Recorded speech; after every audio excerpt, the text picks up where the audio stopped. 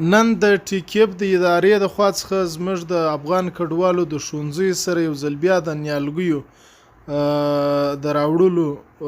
مرسته وسوله. څه موده مخکې دغه نیالګي هم راوړل سوي وو چې هغه وچ وو. ما بیا په دې اړوند باندې پوسټ وکړ چې دغه نیالګي چې دي بې کفایته دي او وچ سوي دي، نو زموږ د افغان کډوالو سره که مرسته کیږي هغه باید په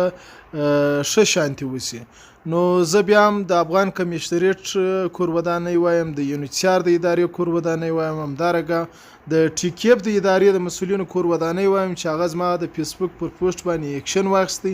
او د هغو په بدل کې دا د نوې نیالګي راوړله چې اوس یې موږ په ښوونځیو کې دوی تقسیمات وکړل او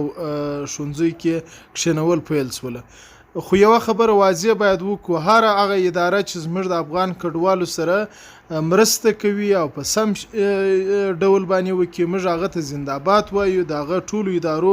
مننه کوو، خصوصا د یونیچار د ادارې چې او د حکومت پاکستان د خوا څخه 40 کاله مسلسل زموږ د افغان کډوالو سره مرسته شوې ده، لا هم کیږي. خو یوه لویه ستونزه زموږ په سرانانو کې د اوبو ده چې د یونیسیار او ویس د خوا څخه بار بار موږ ته برمې ول سوي دي، خو هغه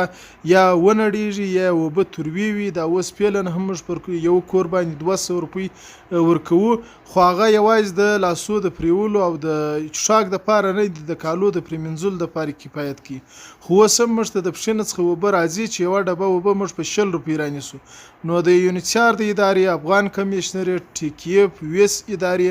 او اړوند د ټولو ادارو چې د کډوالو سره کار کوي، د هغو څخه مو د انساني همدردۍ او اسلامي همدردۍ په خاطر دا هیله او ریکویسټ دی چې زموږ د افغان کډوالو د خصوصا د سرانانو د اوبو مشکل باید حل سي او دغه کمې اوبه چې اوس ورته را روانې دا په کار دي چې په کیم کې دننه 3 برمې وول سي چې پوس ولې د ټول کیم کفایت وکړي او د خوږو اوبو دپاره یو سم سیستم ورته جوړ سي. مننه.